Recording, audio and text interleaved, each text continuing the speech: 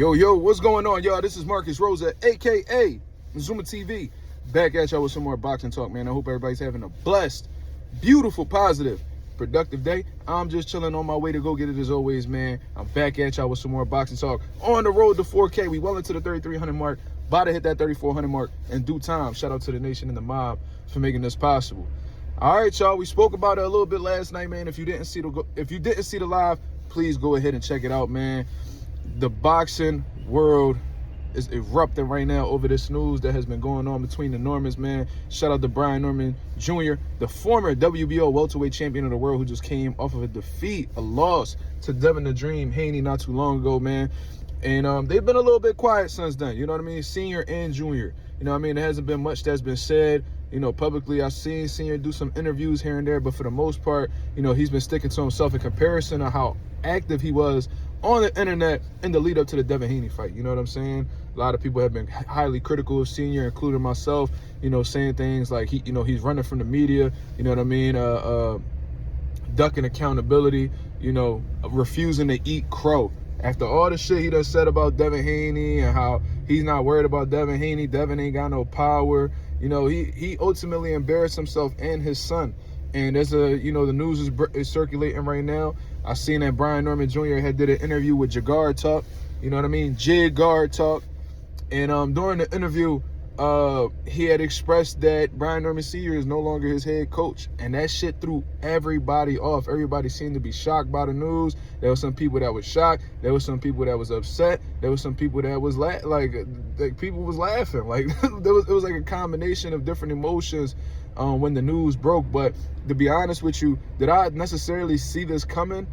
Yeah, but not so soon. You know what I mean? Like, I knew eventually Brian Norman Jr. was going to explore different options in terms of coaching because, you know, once you get to a certain level in the sport of boxing, you do need different minds. You know what I mean? That's why I respect Bill Haney so much, because even though he wasn't an established coach prior to having his son, Devin Haney, he seeked different mentalities. You know what I'm saying? He had Devin Haney train with multiple coaches: Floyd Sr., Mickey Bay, Ben Davison, Virgil Hunter, you know what I'm saying, Freddie Roach. He had Devin Haney work with a multitude of people, so you know, he was able to continue to develop his IQ, you know, build his boxing knowledge. You know what I'm saying? Bill Haney was able to be selfless in this situation in order to see his son grow. And I feel like a lot of fathers in the sport of boxing today would rather have their son remain stagnant as a fighter in comparison to stepping down and allowing other coaches to help their kids out. You see what I'm saying? So I'm glad that Brian Norman took it upon himself, Brian Norman Jr. at least, to make that difficult decision, man. That could be very difficult because, you know, they may very well have a great relationship outside of boxing, but there's parents who build relationships with their son based around the sport. You know what I mean? And if the sport isn't between them, then they may very well not have a relationship. It's almost like Roy Jones and his father, you know, Junior and Senior. You know, to this day, they don't talk. And Roy Jones is very much retired. So you think that they would have let all that shit go? No, they still don't get along. They don't speak to this day, which is very unfortunate. But this is a reality, you know, today. So now, do I think that this was a great move for Brian Norman Jr.? I think it was, man, because I do think that Brian Norman Sr. had took part in some toxic things in the lead up to this fight that may have very well ruined Brian Norman Jr.'s chances of possibly defeating Devin Haney. I think that Brian Norman Sr. was very arrogant. You know what I'm saying? Not really thinking much of Devin Haney, you know, seeing Devin Haney's performance against Ryan Garcia, which he shouldn't have really put too much stock into because Ryan Garcia was a drug cheat at the end of the day. You feel what I'm saying? But he's seen the Ryan Garcia performance. You know, he was comparing attributes. You know, his son got a long reach just like Dev, and Dev ain't bigger than my son. And, you know, it was just so many things that Brian Norman Sr. was putting out into the universe that when looking back at it, because, you know, hindsight's 20/20 at the end of the day, that, you know, really cost him. You know what I'm saying? One thing you should always know in the sport of boxing is that you don't underestimate anybody and that you always prepare for the best version of that person.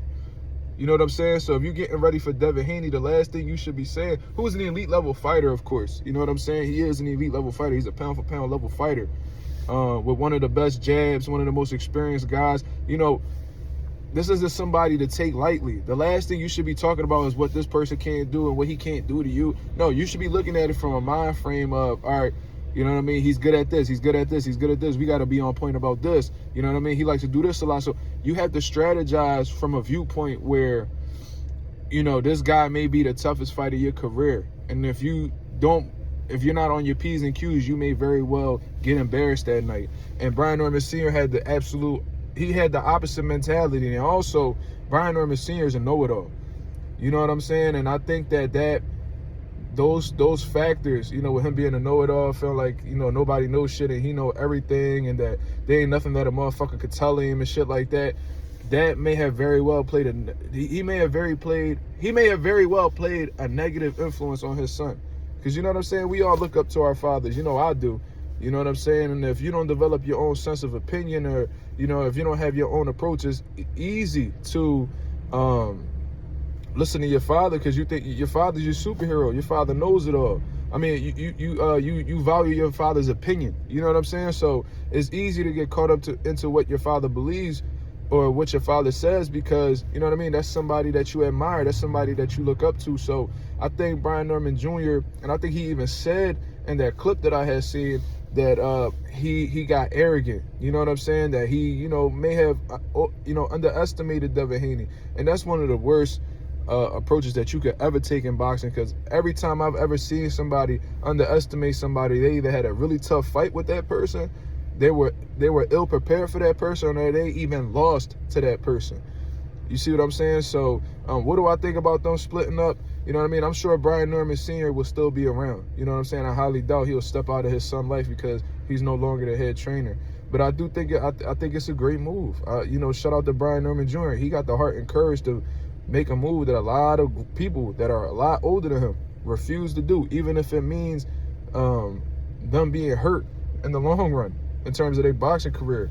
So we was laughing and shit at Brian Norman Sr. because he was acting a motherfucking fool, you know, being real arrogant, being disrespectful towards people.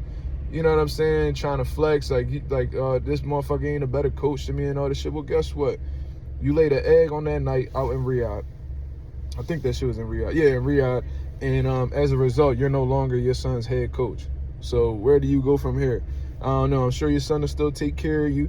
You know what I'm saying? From what you were saying, you was flexing your money last night. So I know you ain't struggling for, you know, a couple dollars. You see what I'm saying? So I guess things remain unchanged for you. But one thing that does change is that you are no longer the person that's going to be playing a pivotal role in your son's career in terms of training. So it is what it is, man.